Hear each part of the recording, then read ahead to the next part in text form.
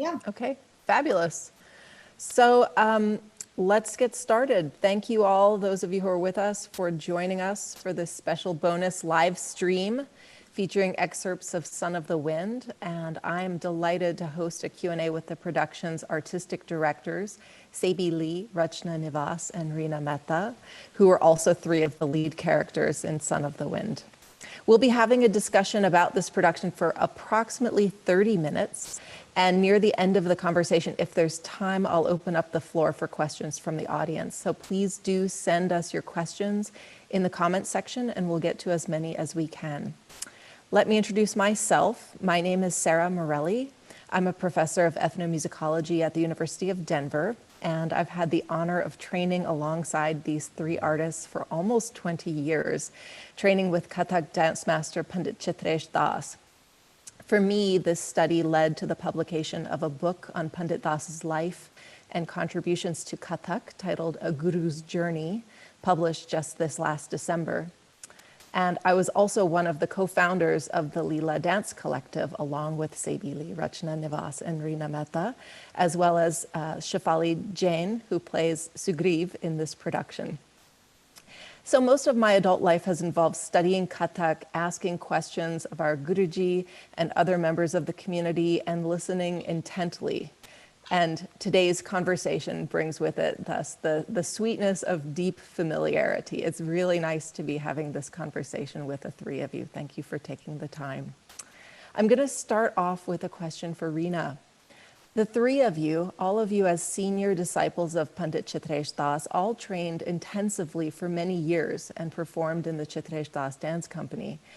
The production we watched this evening, however, Son of the Wind, developed within a framework or an artistic structure that was rather different than the one in which you were trained, and also one that's not particularly common in Indian classical arts. Could you talk a little bit, Rina, about the creation and the development of this production and the Leela Dance Collective? Sure. Thank you very much, Sarah, and namaskar to everybody that's listening. We're really excited to be having this conversation. And yeah, it's, I would say that those, some of you listening may or may not know that our Guruji, Pandit Chitresh Das, passed away in January 2015. And at that point, we all had been studying with him for, between 15 and 20 years, and had been performing in his company. The Chitresh Das Dance Company, had been teaching at his school. Many of us, under his guidance and with his support, had left the Bay Area and gone on to establish schools of our own. And so, when he passed away, a few of us very organically got together, mostly, I think, to find solace in each other and to connect with one another around, just the state of the legacy and, where we wanted to take things moving forward. And very organically, it just came to be that we wanted to start something that was a little bit more flexible than a dance company, and something that resembled more like a collective. And I would say that these were conversations we were having even prior to 2015. And with Kathak, you have a very interesting phenomenon where you want to perform in a company, and company works are very important because we're here in the West. Yet so much of the training and so much of the development of an artist is focused on developing his or her individual voice and individual expression. And so we really wanted to have a container that was going to allow for both of these kind of things. And so we decided to start the Leela Dance Collective, and it truly, really was, I think, an idea, nothing more than an idea. And that was about a year after he had passed. And very organically, I would say that over the next 2 years, we worked together on many small projects, smaller performances, but a real sense of collective creativity organically emerged within the group. I would say that Seibi, Rachna, and I are fairly collaborative by nature in the way that we work. We also I think, understood that it was going to take all of our contributions to create things of very, very high value. So I would say that, very organically, this way of operating developed between us.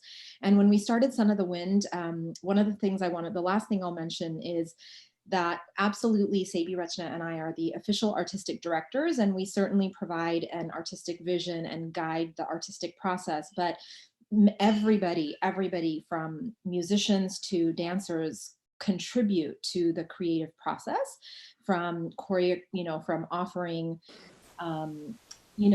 movement repertoire from other traditions to recommending certain things musically.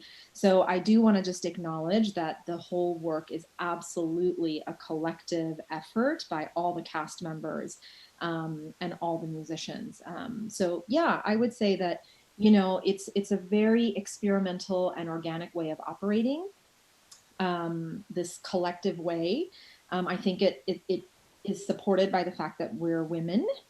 Because we are women, I think we're perhaps more able to operate in this way, but we're really excited because we feel it serves the art form so much more than each one of us going off and doing our own independent Rina Mehta dance company and Seibi Lee dance company. We just feel we're better able to be of service to the legacy and the art form. Yeah. Thank you so much. The next question is for Rachna. Of course, Son of the Wind is based on the great Indian epic, the Ramayana. And my question for you is, why the Ramayana today? What relevance does this tale have for audiences in LA, San Francisco, Philadelphia, even in contemporary Mumbai?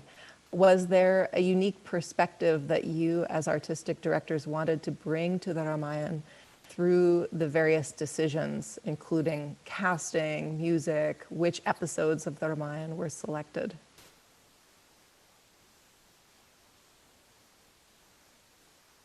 Sorry, I was muted. That's a lot of questions. They're all Yes. like their own panel discussions, literally. But so I'll try to summarize as briefly as I can. Yeah, I mean, the Ramayana is, you cannot separate this epic, both Ramayana and Mahabharata, these two great epics from the absolute like heart and soul and consciousness of the Indian subcontinent. It has existed for thousands of years and has really served as the anchor of cultural consciousness, spiritual consciousness, human consciousness. And you can't separate it from Indian culture and Indian history, and you can't separate it from Indian art. There is from fine art, from painting to dance and music. So I want to just really reiterate that. And the thing is about the story is it's totally timeless. That the fact that it's thousands of years old, but really it delves into there's not a single human experience or emotion that is not delved into in this story, from love to hate to greed to envy and lust and jealousy and even more subtle things like guilt, devotion, humility and duty. So I mean, there's just so much that it goes into. And then of course, it's just nonstop drama, and who doesn't love that? So, we really feel strongly that, and this was instilled in us also pretty deeply, that, there's a lot of, I know people want new stories, and that's there, and we should do those too. But you don't have to throw out the old in order to have the new. It's classic for a reason, and we should keep those classics alive. And these human emotions don't have a time stamp. There's no time stamp to love or to jealousy or to any of this. So I would say that. And then one other thing about why now is that actually our parents grew up, like I'm Indian American, but my parents grew up on the laps of their grandparents hearing these stories. I was lucky enough to also hear about these stories. That's dwindling now. So we actually think it's our job to keep the story alive through the art, so that people can actually not all Indians, just because you're Indian now, all necessarily knows this story. And so not only do we want to keep it alive within the South Asian community, but also that it should be elevated at the same level, as other great epics of other world cultures. Why shouldn't there be the Ramayana or Mahabharata trilogy like Lord of the Rings? Why shouldn't that be happening? People should feel that excited, and we want to bring that. Your other question around, can you repeat it? Sure. I was just asking about the decisions that went into Son of the Wind, because of course this is such a huge epic tale that we could spend 5 days nonstop telling the story, or 13 days nonstop, but we only had an hour and a half, 2 hours. So could you talk to us about some of the artistic decisions that went into this particular selection? Yeah, so I'll just say for those that have been watching our Kathak, an American Story live stream series, which has been an incredible journey for all of us, actually, to watch, the evolution of Pandit Chitresh Das's incredible life work. But one of the productions, Sita Haran, that he created, featured Hanuman in it. And we, as sisters, were very inspired by Seibi's rendition and portrayal of Hanuman. And that was really the impetus for creating Son of the Wind. We wanted this production to pivot around not, of course, her inspiring rendition of it, but also the fact that the Ramayana is not usually told from the perspective of Hanuman.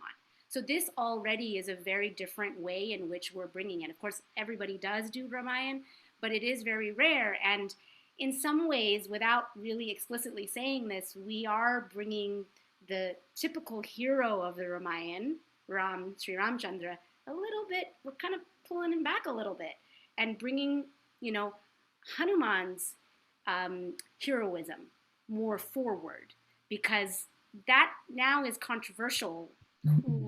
Whether Ram's heroism is debatable now. So I think it was really important that we brought the selflessness and the devotion and the humility of Hanuman, and power and strength, of course, to the forefront.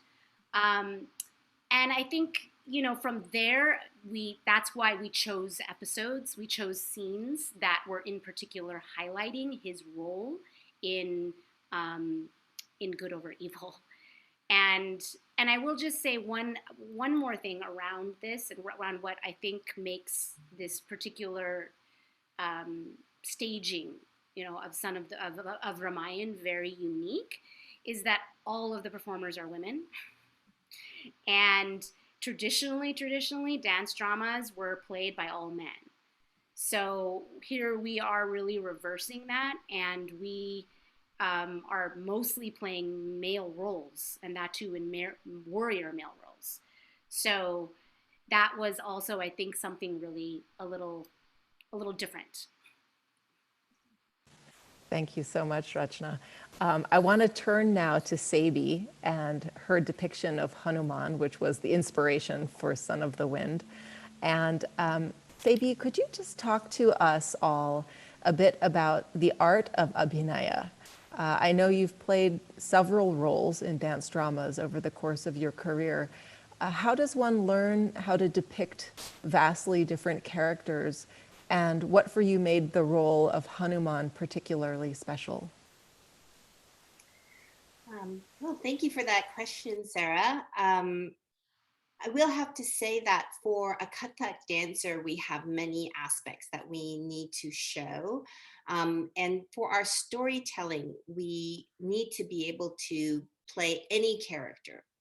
And I think I understood this as a concept, but not really as a reality until Guruji gave me my first really intense character role, and this was of Mantara, who is a reviled character.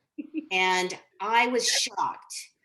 I kind of thought that he would cast according to like a reflection of your character. And I thought that I was a person who was quite nice.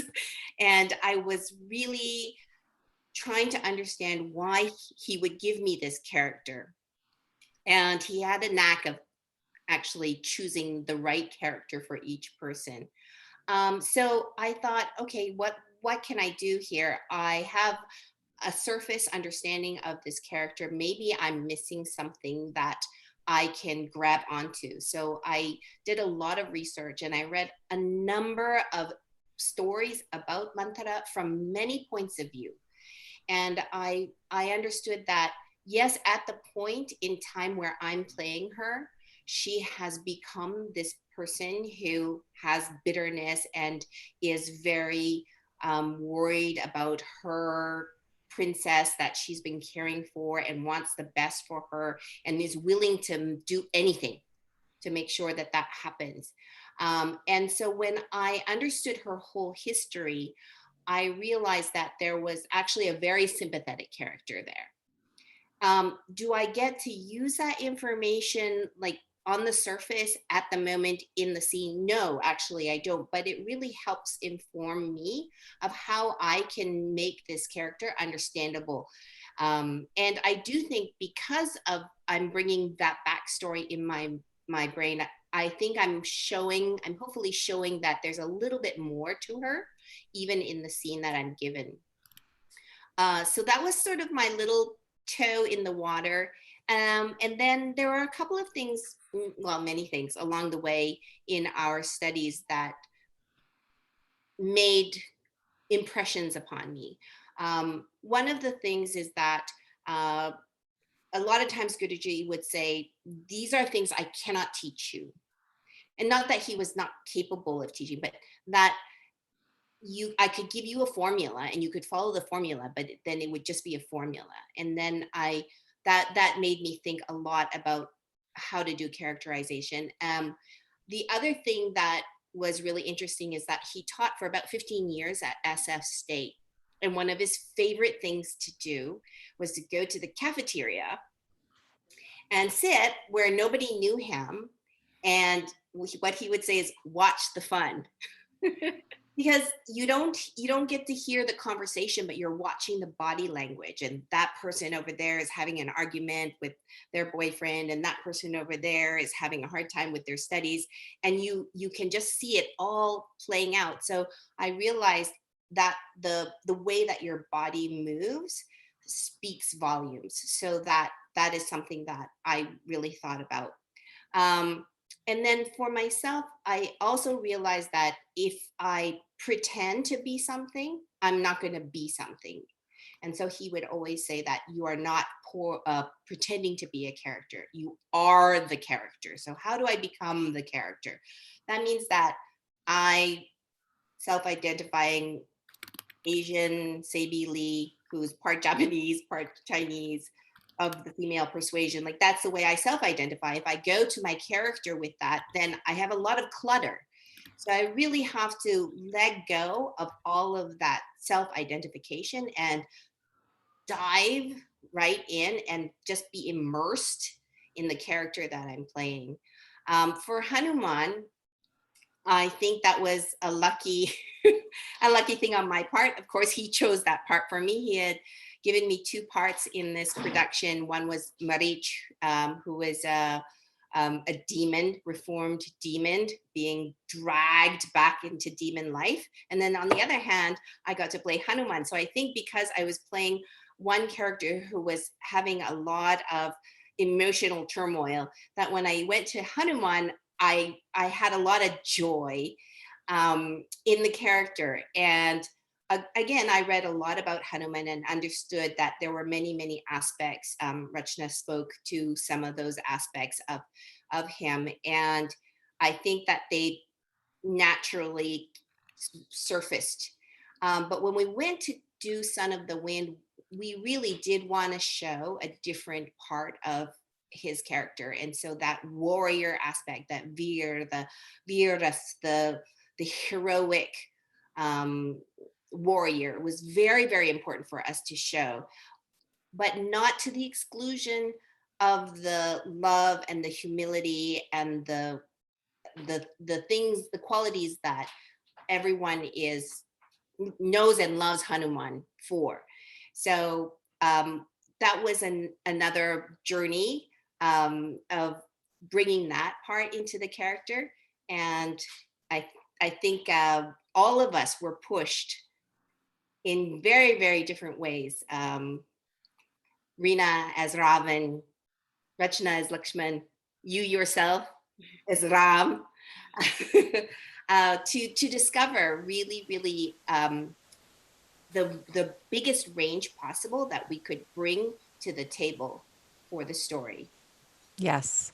And I know that those watching and who just watched these excerpts of Son of the Wind would love to hear from both Rachna and Rina regarding the challenges specifically of playing Lakshman and Ravan.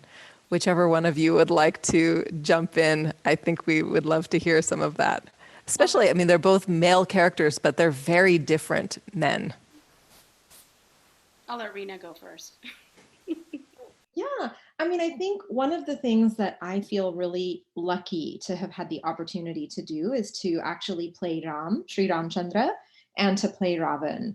And, you know, I had a very similar reaction to Seibi, when Seibi was given the mantra role, when Guruji gave me the role of Sri Ramchandra. And, you know, although I would say it's true what Rachna said, that the Ramayana and the Mahabharata are imprinted upon the consciousness of many of us who grew up with first generation immigrant parents or grew up in India. But not everybody's you know, relationship to those epics is the same. And so I had always, as a child, been quite appalled at the story of the Ramayana, particularly because of Sri Ramchandra's treatment of Sita. And it was one of those things that I just never understood. And I always thought it was a very weak, a sign of weakness, intense weakness. So when Guruji gave me this role, I was just, I was just appalled. And we, you know, I worked very hard on the role. Seibi actually helped me quite a bit. And, you know, it's true. What happens is you discover the dimension, right? The characters are one-dimensional to us when you read them in stories, and then you have to become these characters, and all of a sudden they have all this depth and dimension. And so one of the things, and every characteristic is a two-sided coin. So what is on the one side you could perceive as weakness, on the other side is compassion, right? What is on one side perceived as blind obedience can also be the strength of duty, being able to do your duty. And so I have to say, like, I discovered that, you know, that Sri Ramchandra was a complex character.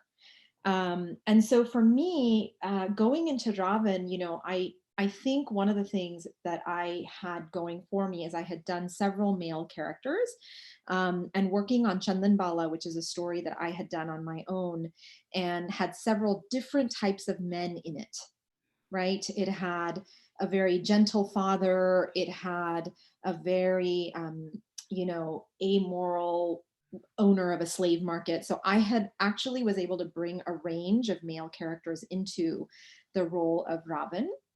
And it was definitely a very intimidating character to step into. There were roles that Guruji always did, and Ravan was a role that Guruji always did. So it was one of those roles that you were like, whoa.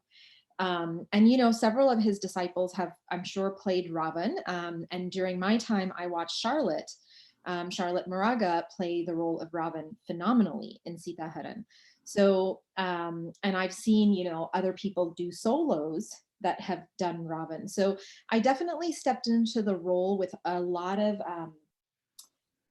you know, this sense, this awe for the character and all the big big folks that had already done the role. So I was stepping into some really big shoes. And I would say that for me, on the one hand, the role was liberating because as Ram, as you know, Sarah, you can't do anything.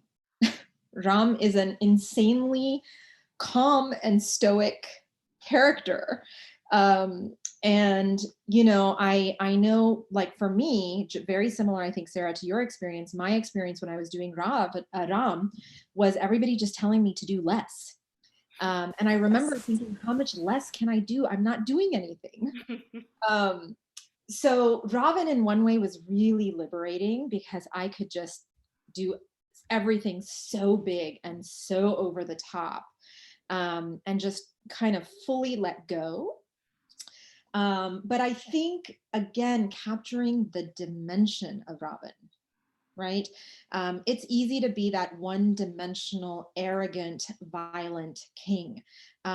Being husband to Mandodri during Ravan's puja now is challenging.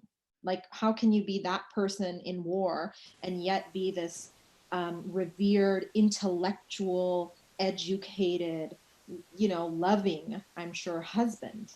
And starting to understand, that all of Ravan's motivations were, in many ways inspired by his desire to defend Surupnaka and protect. So again, starting to really carve out the dimension, I think for us was, for me at least, was really interesting. And I definitely would say that I'm not done with any of those characters. I can't wait to do Ram again and Ravan again and keep delving into the depth and dimension of each character.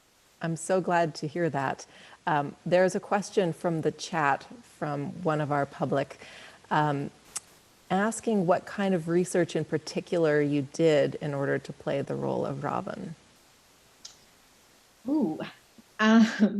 Well, I would say that I just observed a lot, like what Seibi talked about, and I just watched a lot of, I know this is going to sound funny, but I watched a lot of movies to start to understand, bad,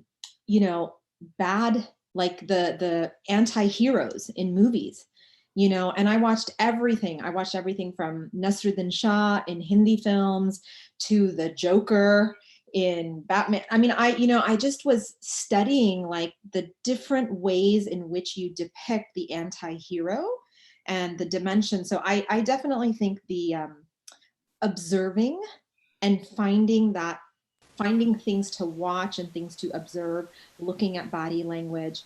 Yeah, so I would say what I did. Thanks. I'm nodding because that was one of your main tips to me, was to watch heroes in movies and see how they held their bodies and how they held their facial expressions, especially those who were somewhat tormented, like Ram was when Sita was abducted and still missing. So same question for you, Rachna. I know you've played so many characters in your career. What is special about Lakshman and what is challenging about Ram's brother, Lakshman? Yeah, it's actually interesting because I hadn't played a lot of male characters before this at all. I'm really petite and tiny, so it doesn't really work that well in a dance drama. I've done male characters in my solos, but that's very different from going into that with your in a dance drama. And I played, like Seibi played Mantara. I was her counterpart, deceitful KKE. Um, yes, throwing a tantrum on stage and all of that. And I played, Queen and Darbar. So, and then Surpanaka in Sita Haran, I got to play Sugriv, which was a male character, but a little a little more, still really different from like the other male warrior characters. And the thing is that, and it's funny because when I talk about this now, people are like, what are you talking about? But all the Seibi and Rina know this very well. I did not always have the strong technique to be able to handle a role like Lakshman. It's actually a huge trajectory for me to get to a place that I have the strength and the technique and all of this to be able to play a role like Lakshman, because Lakshman is very demanding physically, in in the character and in how you would depict it in dance. So it was kind of a very nice celebration for me that Just a quick follow-up, Rachna. When we talk about dance dramas, we often talk about abhinaya, but there's so much more technique that goes into telling the story of a particular character. Can you talk about the more full-bodied ways in which we depict characters in Kathak? Yeah, I mean that's the thing. Like Guruji always picked the strongest dancer to play Lakshman, not Ram. So that's why I was saying that. Oh, this was a really big, it was like a success story. Like, wow, I made it, even though Lakshman is a secondary character to Ram.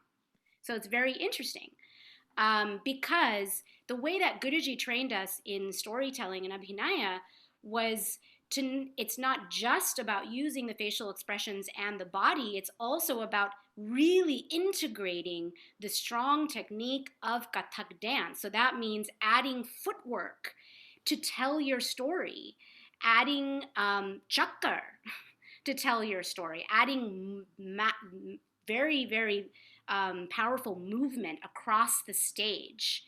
So doing that while also learning how to depict the expression is really, really challenging. In fact, the first time we did Sita Haran, we couldn't do both.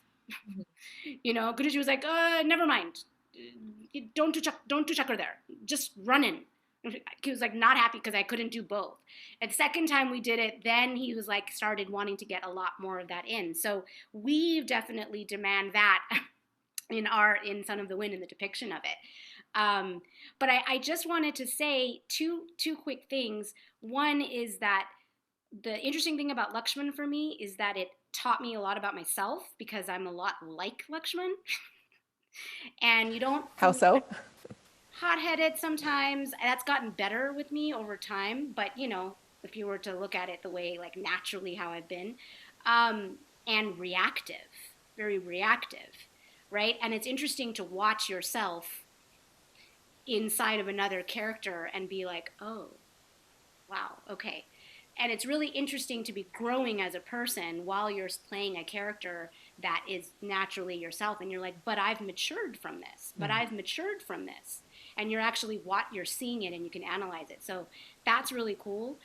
The other thing I just want to say about what it's like to play, to really, at least for me as a woman, to learn how to play a male character, it's really fascinating to learn how to use your physical body the way a man does. And how, when you learn where they are drawing their energy from, how that actually has power. And so it's, there were little small things. Seibi would do this thing with me where she would push my back forward instead of leading with my hips. She's like, no, you got to walk with your chest forward like this. And she would push my back. And it was such a more aggressive way of being. And it's a totally different stance. So I feel, and I could feel this in all of our rehearsals with all of these women playing male roles. We have a lot of pent up aggression that we are not used to playing out physically. We were not taught, girls are not taught to play out our frustrations and aggression and emotions physically, right? We were held back from that. So to actually be able to kind of do that, there's something very empowering about it. Thank you very, very much. We have time for one more question from the audience. This is from someone named Neeraja, who says, thank you for the incredible production. I'm excited to know more about what's next. What should we look forward to next from the Leela Dance Collective? It's top secret. It's absolutely top secret. Wait and see. Maybe when all of our students can do the Nataveri Thihais, we will share it with them. But just a quick note with regards to the storyline that we've been following. Guruji started the Ramayana from before the birth of drama, when in our school shows, and then moved all the way to the banishment, and then we did as a professional company Sita Haran, and he always wanted to finish the Ramayana. And one of the things he wasn't able to do before he passed was go further. So part of what we did with Son of the Wind was carry on that story. And we kept that very much in mind. And I will say that I do think that somewhere in the future, we would like to finish the story. Although I don't think we're done with Son of the Wind yet. I think that will happen at some point in time. Great. I think we have time for one more quick question.